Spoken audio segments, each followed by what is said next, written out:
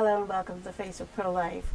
Today I am joined by Brother Glenn Reed and Dr. Lorraine Hartnett. Thank you so much for joining us today. Thank you. In the news, I'm sure everybody knows that everyone's talking about the Affordable Care Act, or Obamacare, as it's going into effect. Let's talk a little bit about what some of the people aren't discussing in the general news, and how it's going to affect individuals and especially people in the pro-life area. Dr. Hartnett, you obviously are a practicing physician. How is Obamacare going to affect our physicians? Well, right where they live is where it's going to affect them. Number one, it's already started affecting them because some of the procedures that have to be implemented. Take, for example, computerized electronic medical records. We must comply with electronic medical records, which are all-encompassing. So the time a physician must take to complete the medical record is now, I would say, a good 3 or 4 times more than it used to be. So Wow. Where does that time come from? Right. It comes from patient care. Right. So you have more time filling out papers, or you have to bring a computer in with you when you're talking to the patient, and everybody's experienced that. Exactly. My mom goes crazy when she says, I go to the doctor and he's sitting there with his face in the computer. He's not looking at me. He's not talking to me. He's filling out a computer screen. And of course, the physicians are usually made the villains in this case. Sure. Because, we want to get money, but most of physicians have families that they need to support. And they're just like you and I am one. So. And even young physicians have all those medical or loans, student loans to pay off. Correct. Plus pay massive debt. Yes. Massive debt. In this country, the debt that a medical student has is probably close to $300,000. That's a mortgage. The time they get, and then they don't have a big salary, of course. Right, and they're paying malpractice insurance. Oh well, that usually come if you're working for someone, it will come. They'll pay that, but still, that's much more than other countries. So there are many ways. And I see that's a big way that it affects the relationship between the doctor and the patient, because you don't want to be talking to your doctor when they're looking at a computer screen. And the doctor doesn't want to be doing that either. My doctor, we've had the same physician who we absolutely adore. The whole family goes to him. We've had him for the last 16 years. He does not own a computer. Everything is written down, and you can. He looks at his records. He knows exactly everything right there in each record. I don't even know if he's going to comply. He won't be able to comply. There's compliance with the law, and compliance means that you must have electronic medical record by a certain date. Why? Because why? Now, should we get really paranoid and say why, or should we just say why from what they want you to think? Yeah, what is the why they want us to think? Well, their line is that then we'll have access to medical records everywhere you go. So if you go to the cardiologist, they'll have your medical record that you had from the GI guy last week and from your regular doctor, and they'll have access to the x-ray reports, and they'll have access. So everybody will have the information. So what that accessibility to information will make things much more efficient so that tests aren't repeated and doctors are communicating with each other better. That's what they tell us. But doctors had no problem communicating with each other before. And when we had handwritten medical records, we had no problem communicating. We'd pick up the phone and we'd call the other doctor and talk. Now that doesn't exist. Forget talking, because you don't have any time. Yeah. You don't have time to talk to your patient. You don't have time to talk to other doctors. So everything's through this impersonal computer.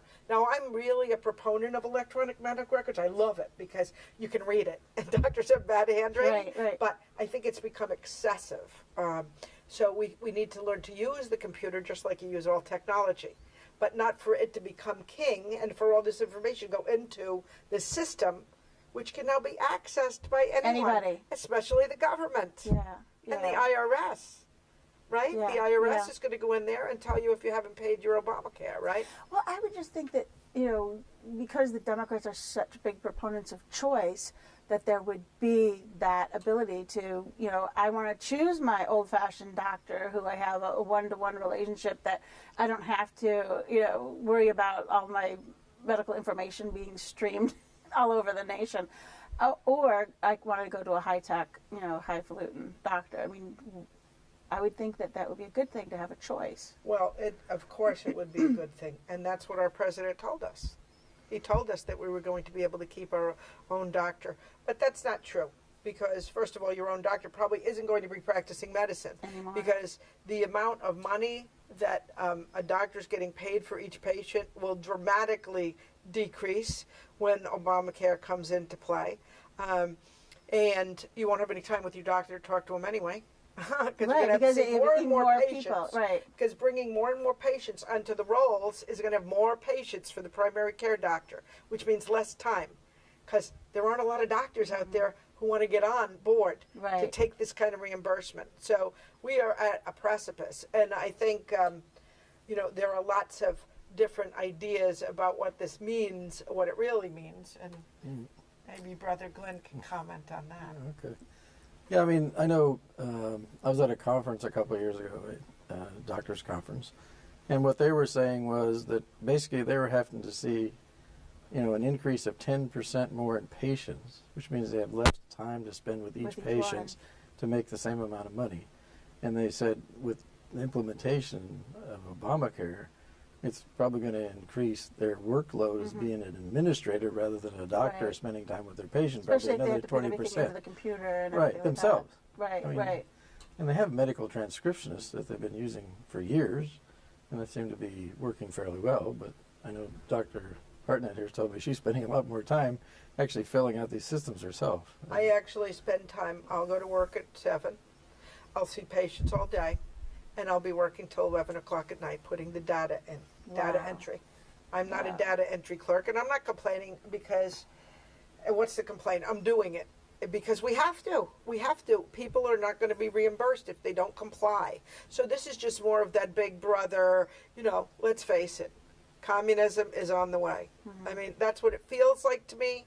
That's what it feels like. So already over the last few years, what we've seen is that patients are being seen more and more by non-doctors. Exactly. I don't Okay? have a doctor. The one I'm going to in Massachusetts is just a PA. Right, a PA and an APRN, and God bless them, I love them, okay? But the depth of training is not there. So you're not getting the mind of a physician. Right. So the way I look at it from my point as a physician is that the government is trying to get in between that relationship, Absolutely. the doctor-patient relationship, which was, sacrosanct. Yeah, You know? like the confessional. Well, It used to be. Yes, and we were exactly. just talking about that next. They'll be coming in between the person and their priest. Yeah. It's just this governmental, involvement in our lives to control us. Yeah. So bringing up the church, and so the HHS mandate went down a couple of years ago. It's now they're now trying to implement it, but there are a lot of lawsuits against it. So besides Catholic organizations or Catholic companies having to purchase health care, that includes sterilization, birth control, emergency abortion pills. How else is this implementation of Obamacare going to affect, doctors and their right to conscience, patients and their right to conscience? Just how is this going to affect people? Well, I think it's going to have a major impact on any doctor or nurse or pharmacist or anybody that's actually practicing medicine in terms of, in their conscience. I mean, for them to actually write a prescription for birth control or to perform an abortion or to give a morning after pill or any of those things. But the way they're laying this law out, actually it's being proposed in Virginia now that they're going to basically force doctors to actually participate in this. And so if they do that, I mean, even the religious organizations now, I mean, very few are exempt. I mean, if you're actually in a religious community like I am, it's exempt. But if you're a Catholic hospital, because you're treating patients that are not Catholics, and 1 out of 5 patients in the United States is treated in a Catholic hospital. Wow, that's huge. So, so what's going to happen? Either the Catholic hospital actually, capitulates and goes along with the law, or they shut the hospital. And the same is true with universities and colleges and Catholic schools, because they hire people who are not Catholic. So you almost have to be a church. Yeah, yeah. And that's about, or a religious organization, a community, to be exempt. So it's going to have a major impact on people who basically have faith and live their faith and practice medicine. Right. I remember a few years ago when Sarah Palin was on the stump and talking about Obamacare, and she was chastised and criticized and joked about her saying that Obamacare was going to include death panels. Is it coming to that point where they're going to? What she was saying is that the government will set panels up to determine whether or not you are going to get the certain type of care. Of course, that's part of Obamacare. Yeah. So she was correct. Oh yeah, she was correct. And she was totally, crucified for it. Yeah. Because I lived in England for several years, and so they have the national healthcare system there, service. And basically, I know in one case where this person was terminal, but what they decided to do was have a party at the hospital and withdraw all of his nutrition and all the fluids. And so he died within like 3 or 4 days. And they do that on a regular basis because it's a utilitarian model. If you don't have value or perceive value in your community, then they let you basically expire or die. And it's happening right now, every day. Even though Obamacare has not started and the government hasn't gotten it as involved as they're going to be, but there are de facto death panels everywhere, in every hospital, in every nursing home, because the generally held notion is that they can decide on whose life is valuable. So if you have an 85-year-old man with dementia and you want to put a feeding tube in them because he's not dying right now, and he's just not eating. He's just not eating, and I mean he's hungry, but he can't swallow because he gets pneumonia from swallowing. In the hospital, they will tell you to not put the feeding tube and just let him go, and not put an IV either. So, so the pressure for patients and families not to give IV nutrition and parenteral hydration and nutrition is tremendous. And as one little person who has a patient in a nursing home or a hospital, to try to face up against to this giant hospital and their ethics board, which will just try to push this down your throat and make you feel like you are a fool. Right. Okay, like, why are you doing this to your father? This is horrible. Or don't you have any compassion for what he's going through? So people get lulled into this, and the less they're with their faith and the less they know the teaching of the church, the more they're going to comply with this passive euthanasia, and it's happening every day now, because the attitude is a death. It's a culture of death. We just don't value the life of that man who was maybe in 2 wars and made this fought for this country. Right. It doesn't happen anymore. So the families just let these people go. I mean, I see it every day. I mean, I face some it of every it out day. of ignorance, and some of it just. It is out of ignorance, but how ignorant can you be? I mean, how can you? When can you plead ignorance? I mean, you're a Catholic. You're supposed to know what's in the catechism, right? Right. Well, and you know just intuitively that people need nutrition and fluids and that's not to live. Extraordinary. That's not, no, that's ordinary means. Yeah, That's not extraordinary. I mean, even if the person's going to die in a week, you still need to keep them comfortable, and you need them hydrated. And I mean, those are the teachings of the church. I mean, no, you don't have to put them on a ventilator or anything like that, but it all depends on the situation too, as to whether you put somebody on a ventilator, because they may have a good chance of surviving if they were young in a car wreck or something. They just need that little. That little hump. Yeah. And once again, the individual, you see, this is what the church teaches us. The individual is precious and has dignity. So every situation is different. And as a physician, we could make a blanket statement, this one should get this and this one. Every situation is different. Right. So you need to have clergy involved. You need to have a family that understands the teachings of the church, or at least wants to and seeks it out. And you need to have physicians who are obeying their Hippocratic oath. But what you don't need is the government. No, you don't You need don't need the bureaucrats. government. You don't need bureaucrats. You no. get the government, and what will happen is that utilitarian model, where it's all about money.